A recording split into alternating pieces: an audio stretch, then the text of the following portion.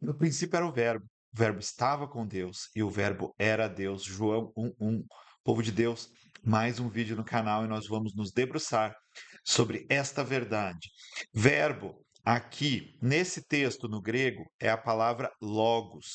Logos era um conceito da filosofia que os filósofos de antigamente, os filósofos da Grécia, buscavam. Eles buscavam o logos, que era o verbo, a palavra primordial, o conceito primordial que explicaria todos os mistérios da filosofia. Ah, essa era uma busca.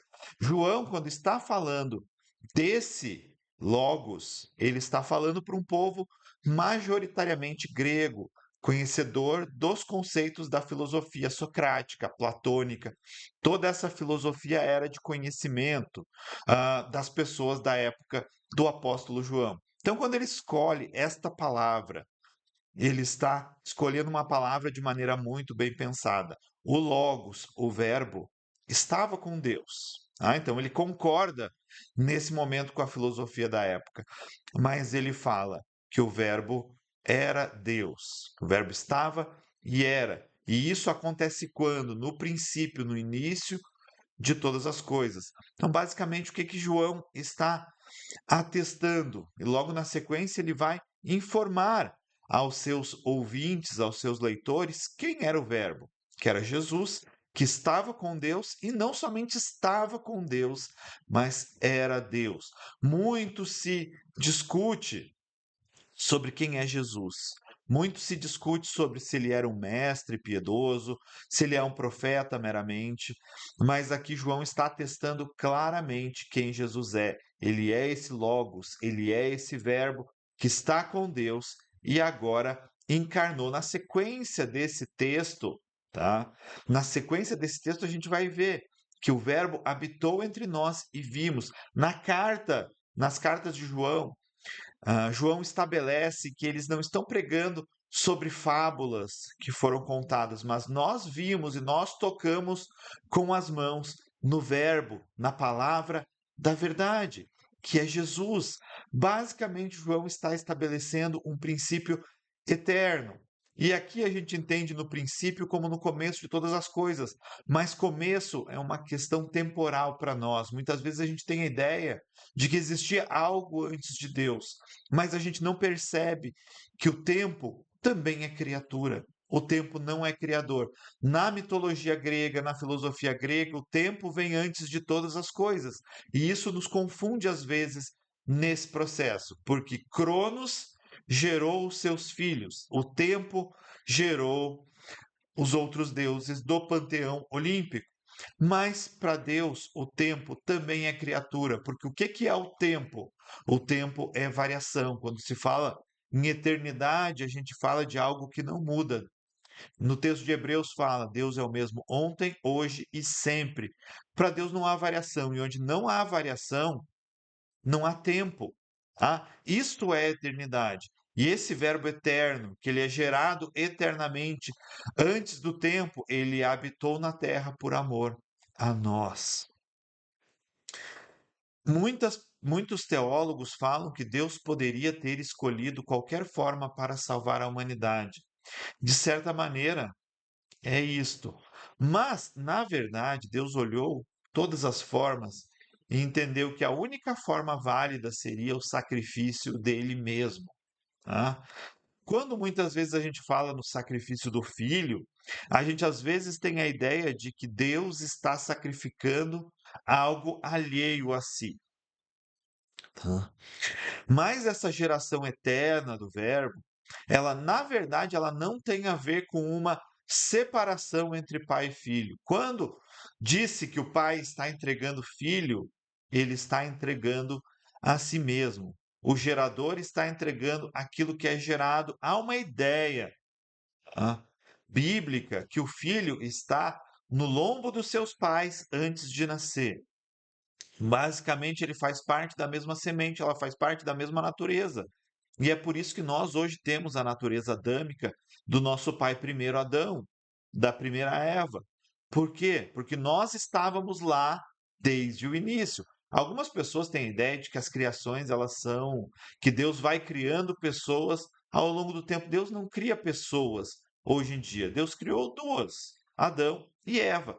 Todas as outras derivam e dependem dessa, e de maneira primordial estavam lá dentro das primeiras pessoas. Eles estavam nos seus pais, como nós estávamos nos nossos pais depois nascemos. A geração do verbo, ela se dá de mesma maneira, com a única diferença em que não há uma individualização total dessas figuras. Pai, Filho e Espírito Santo são um e permanecem unidos para sempre.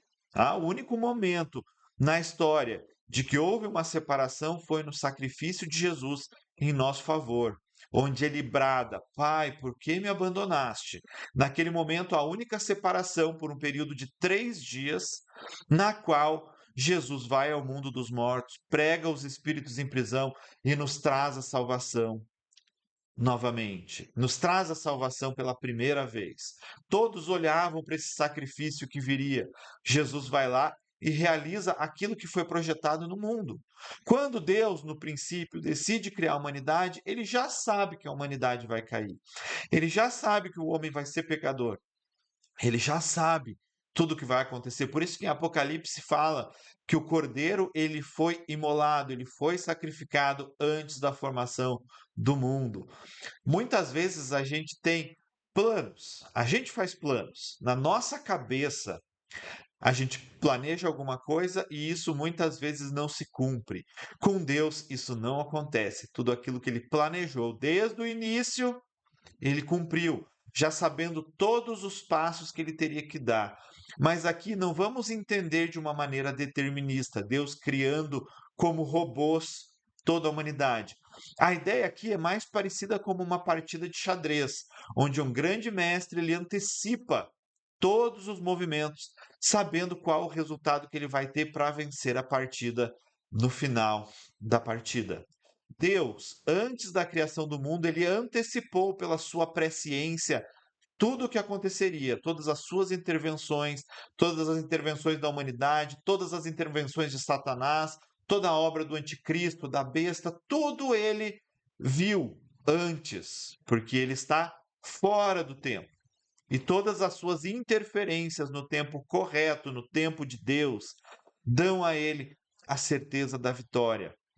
Mesmo que exista uma participação do ser humano, mesmo que existam ataques do inimigo, Satanás tentou.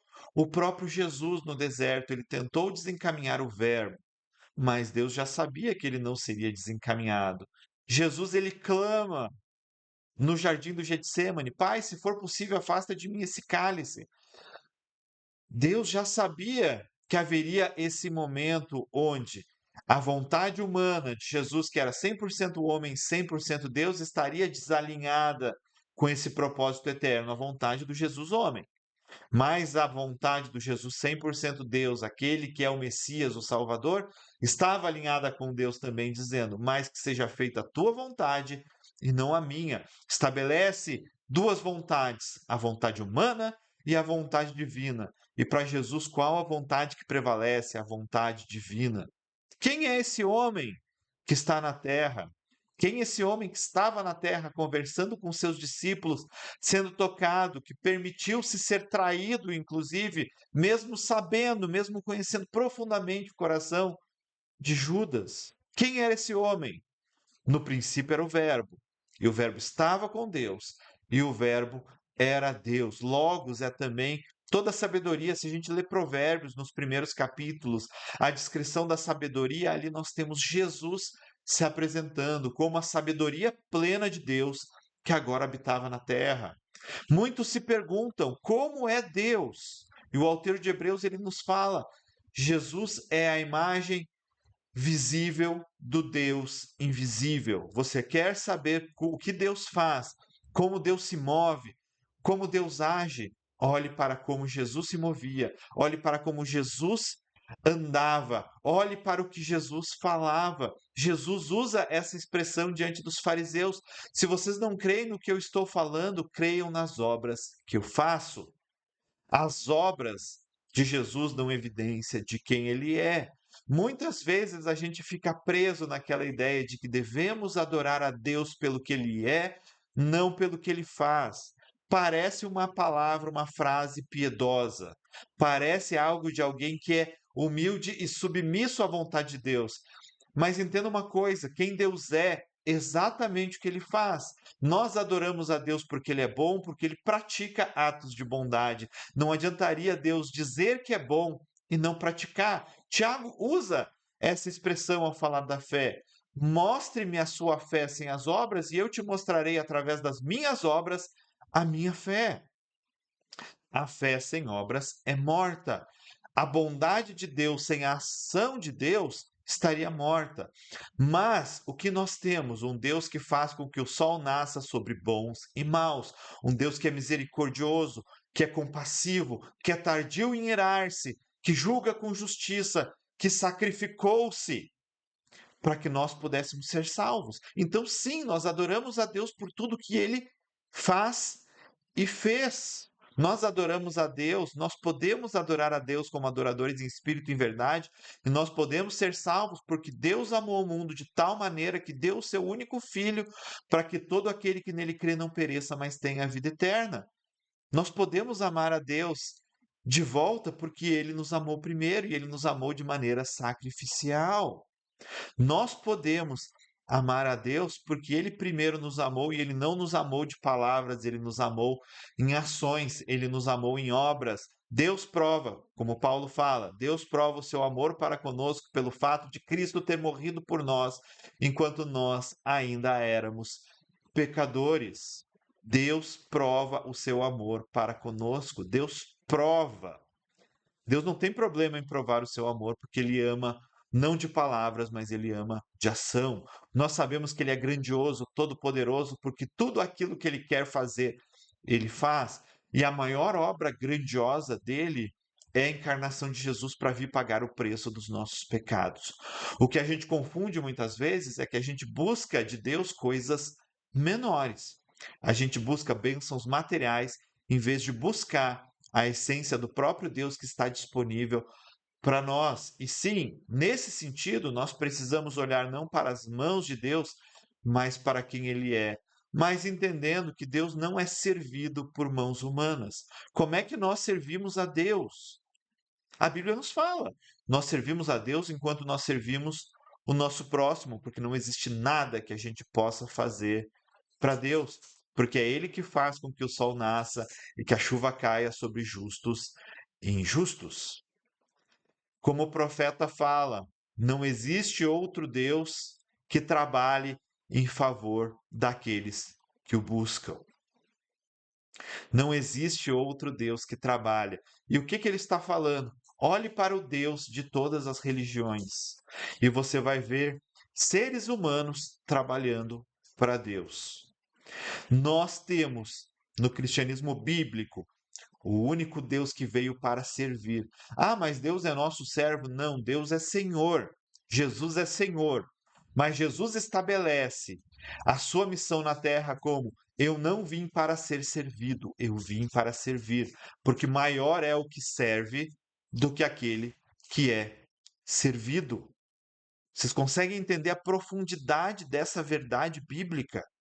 Deus serve porque maior é aquele que faz em prol dos outros do que aquele que recebe o serviço.